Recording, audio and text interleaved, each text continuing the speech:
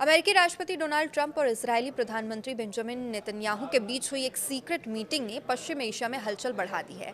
अब एक रिपोर्ट की माने तो ट्रंप ने संकेत दिया है कि अगर ईरान के साथ चल रही परमाणु बातचीत किसी नतीजे पर नहीं पहुंचती तो अमेरिका ईरान के बैलिस्टिक मिसाइल कार्यक्रम पर इजरायली सैन्य हमले का सपोर्ट करेगा।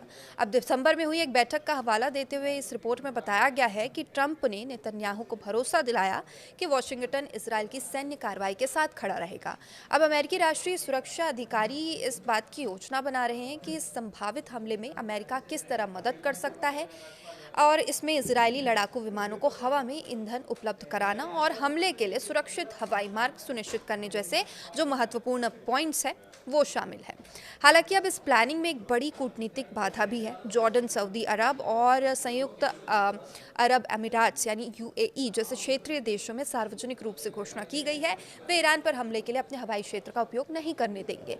अब इन देशों को डर है कि सीधा टकराव पूरे क्षेत्र को युद्ध की आग में झोंक सकता है और जिससे उनकी सुरक्षा और उनकी अर्थव्यवस्था यानी इकोनॉमी को खतरा है। ये रिपोर्ट ऐसे समय में आई जब ओमान और जिनेवा में अमेरिका और ईरान के बीच परोक्ष बातचीत का दूसरा दौर शुरू हो रहा है।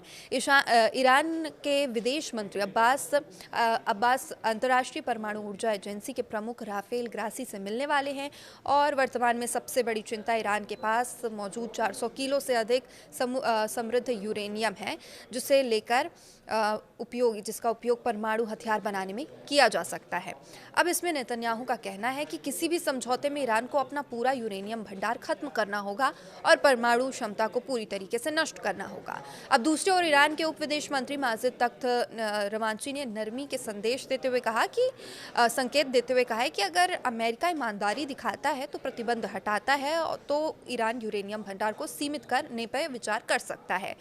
अब डोनाल्ड ट्रंप फिलहाल कूटनीति को मौका दे रहे हैं, लेकिन उनकी चेतावनी भी क्लियर दिखाई देती है कि बातचीत की विफलता का अंजाम बहुत बुरा हो सकता है।